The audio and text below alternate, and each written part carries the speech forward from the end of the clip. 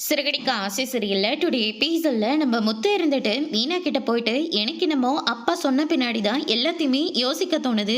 கிறிஷோட விஷயத்தில் ஏதோ ஒன்று மர்மம் மட்டும் மறைஞ்சிருக்குன்னு எனக்கு நல்லாவே தெரியுது. விட்டுட்டு போனதுலேருந்து கிறிஷோட பாட்டையும் அவனை ஒரு எட்டு கூட பார்த்தது கிடையாது. அவனை பற்றி விசாரிச்சது கூட கிடையாது. எதனா தேவைன்னா நம்ம தான் அவங்களுக்கு கால் பண்ண வேண்டியதாக இருக்குது. அதனால் எனக்கும் அவன் மேலே சந்தேகமாகவே இருக்குது. திடீர்னு மனோஜை போயிட்டு அப்பான்னு சொல்லி உரிமை கொண்டாடுறான். எதுவாக இருந்தாலும் அங்கே தான் எல்லாத்தையுமே பண்ணிக்கிட்டு இருக்கான். ஏதோ போனா போட்டன்ற மாதிரி தான் நம்ம கூட அவன் இருக்கான் அப்படின்னு சொல்லிட்டு முத்து சொல்லிக்கிட்டு இருக்காங்க. மீனா இருந்துட்டு என்னங்க அவனுக்கு உங்க அண்ணனை பிடிச்சிருக்கு போல இருக்கு, அதனால தான் உங்க அண்ணன் கிட்ட அவன் அதிகமாக கேர் எடுத்துக்கிறான், அவ்வளோதானே விடுங்க அப்படின்ற மாதிரி சொல்றாங்க. இல்லை மீனா, அவனுக்கு எப்பவுமே நம்மள மட்டும்தான் பிடிக்கும். இந்த வீட்டில் மனோஜை பார்த்தா அவன் ரொம்பவே பயப்படுவான். ஆனால் உரிமையா டேடின்னு சொல்லி இப்பெல்லாம் கூப்பிட்டுட்டு இருக்கான். எனக்கு அதனால தான் சந்தேகமாகவே இருக்கு அப்படின்னு சொல்லிட்டு முத்து சொல்லிக்கிட்டு இருக்காங்க. அதுக்கு அடுத்துதான் அப்பா சொன்ன மாதிரி நீ கிறிஷோட பாட்டிக்கு ஃபோன் பண்ணி என்ன ஏதுன்னு கொஞ்சம் விசாரி அப்படின்ற மாதிரி சொல்லிடுறாங்க. சரிங்க அப்படின்னு சொல்லிட்டு ஃபோனை எடுத்துட்டு போறாங்க. மீனா எங்க போற, இங்கே நின்று பேசு. இல்லைங்க அடுப்புல பால் வச்சிருந்தேன், பால் அப்படியே விட்டுட்டேன், நீங்க கூப்பிட்டீங்கன்னு சொல்லி அப்படியே விட்டுட்டு வந்துட்டேன். போயிட்டு அது என்ன ஏதுன்னு பார்த்துட்டு நான் அதுக்கப்புறம் உங்களுக்கு ஃபோன் பண்ணி நான் பேசிக்கிறேன் அப்படின்ற மாதிரி சொல்லிடுறாங்க. பாலை கிச்சனில் விட்டுட்டா இங்கே பேசி நின்றுட்டு இருக்க, முதல்ல போய் அடுப்பு வெளியே பாரு அப்படின்ற மாதிரி முத்து சொல்லிடுறாங்க. அதுக்கு அடுத்துதான் மாடிக்கு போயிட்டு வெயிட் பண்ணிட்டு இருக்காங்க. ரோகிணி வரங்க.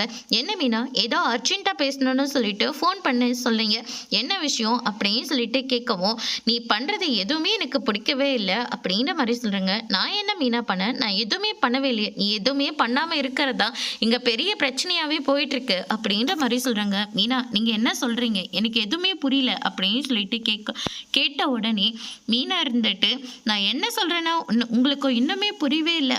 மாமாவுக்கும் என் புருஷனுக்கும் கிருஷை பத்தின விஷயம் கொஞ்சம் டவுட்டாவே வந்துகிட்டு இருக்கு, அதனாலதான் நான் சொல்லிக்கிட்டு இருக்கேன். எப்போ நீ கிருஷை பற்றின உண்மையை சொல்ல போகிற அப்படின்னு சொல்லிட்டு கேட்கவும் கொஞ்ச நாள் டைம் கொடுங்க மீனா, அதுதான் எவ்வளோ நாள் டைம் வேணும், இவ்வளோ டைம்குள்ளே நான் உண்மையை சொல்லிடுறேன்னு ஒரே ஒரு வார்த்தையை சொல்லுங்க, அதுவே எனக்கு போதும் அப்படின்ற மாதிரி மீனா சொல்லிக்கிட்டு இருக்காங்க. இப்போ தான் கிருஷ் மனோஜ் கூட பேசிக்கிட்டு இருக்கா. மனோஜும் இப்போ தான் கிருஷை அக்கறையாக கொஞ்சம் பார்த்துட்டு இருக்காரு. அதனால இன்னும் கொஞ்சம் டைம் இருந்தால் கண்டிப்பாக நானே உண்மையை சொல்லிடுவேன், நீங்கள் அது வரைக்கும் உண்மையை சொல்லாதீங்க ப்ளீஸ் மீனா அப்படின்ற மாதிரி சொல்லிக்கிட்டு இருக்காங்க. நீங்கள் உண்மையை சொல்கிற மாதிரி இல்லை ப்ளீஸ் மீனா, என் வாழ்க்கையை காப்பாற்றிக்க எனக்கு வேறு வழி தெரியல, கொஞ்ச நேரம் பொறுமையாக இருங்க. நான் பொறுமையாக இருக்கலாம், ஆனால் உங்கள் வாழ்க்கையை காப்பாற்றுறேன்னு சொல்லிட்டு என் வாழ்க்கையை நான் தொலைக்க விரும்பலை. இன்னும் உங்களுக்கு 7 நாள் மட்டும்தான் டைம் கொடுக்க போகிறேன். அந்த 7 நாளுக்குள்ளே நீங்கள் உண்மையை சொல்லிட்டா பரவாயில்ல, ஆனால் அந்த 7வது நாள் நான் சொல்ல வேண்டியதாக இருக்கும், அவ்வளோதான் உங்களுக்கு டைமு அப்படின்னு சொல்லிட்டு மீனா சொல்லிடுறாங்க. 7 நாளைக்குள்ளே எப்படி மீனா நான் கிறிஷை மனோஜை ஏற்றுக்க வைக்கணும், மனோஜை கிறிஷை ஏற்றுக்க வைக்கணும், ப்ளீஸ் மீனா கொஞ்சம் என்னையும் பாருங்க அப்படின்ற மாதிரி சொல்லிடுறாங்க. உங்களை நான் நிறையவே பார்த்தாச்சு, உங்களை காப்பாற்ற போய் என் வாழ்க்கை என்னை விட்டு போயிடக்கூடாதுல்ல, அதனால் உங்களுக்கு வெறும் 7 நாள் மட்டும்தான் டைம் இருக்குது அப்படின்ற மாதிரி சொல்லிடுறாங்க. இதை கேட்டோன்னே ரோகிணி பயங்கரமாக ஷாக் ஆகுறாங்க. இங்கே பாருங்க மீனா, உண்மையை சொல்லிட்டீங்கன்னா கண்டிப்பாக நானும் கிறிஷும் உயிரோடே இருக்க மாட்டோம்.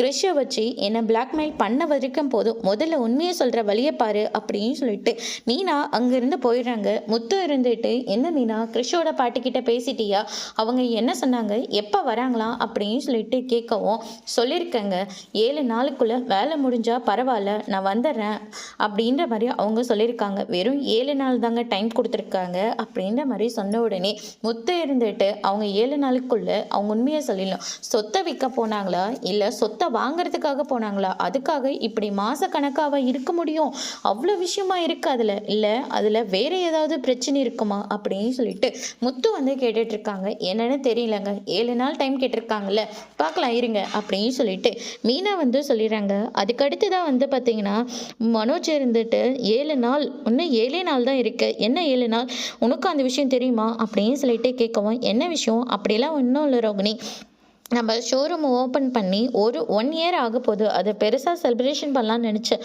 ஆனால் நம்ம இப்போ இருக்கிற நிலைமைக்கு எங்கே அந்த செலிப்ரேஷன்லாம் பண்ணிகிட்டு இருக்கிறது, அதனால் 7வது நாள் முடிஞ்சால் நம்ம ஒரு சின்னதாக டெக்கரேஷன் மட்டும் பண்ணி விட்டுறலாம் அப்படின்னு சொல்லிட்டு நம்ம மனோஜ் வந்து சொல்லிக்கிட்டு இருக்காங்க.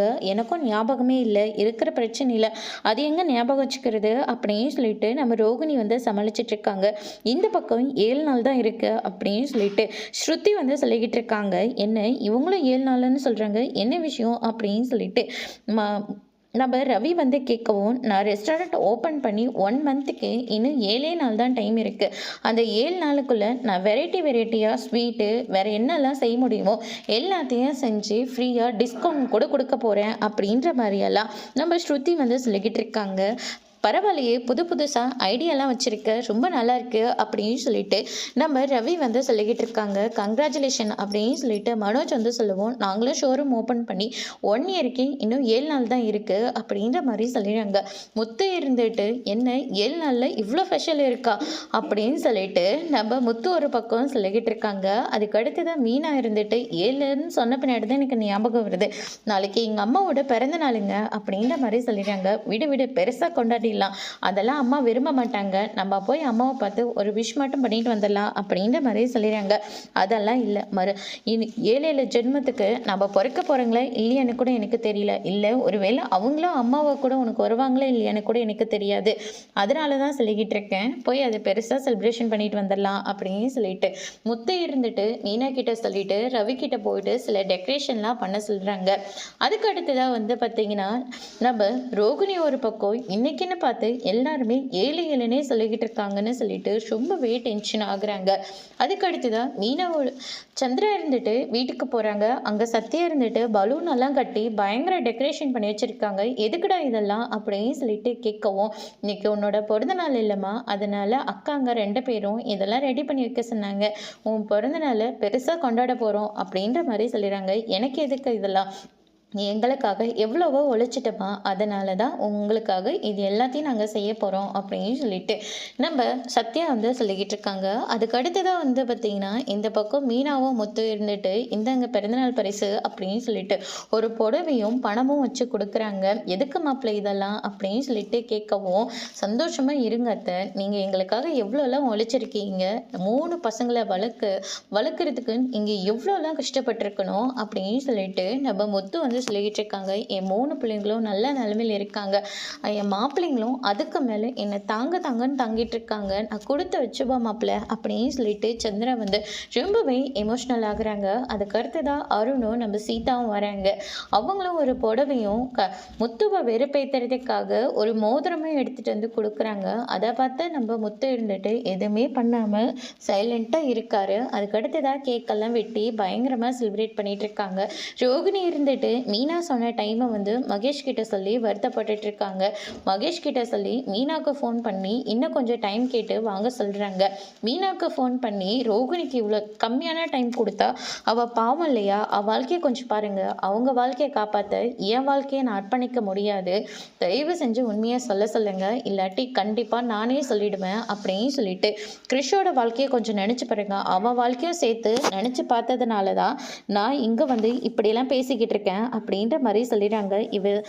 கன்வென்ஸ் ஆக மாட்டா போல இருக்கே அப்படின்னு சொல்லிட்டு ரோகிணி இந்த பக்கம் என்ன பண்ணுறதுன்னு தெரியாமல் இருக்காங்க. அதோட எபிசோட் முடிச்சிருக்காங்க.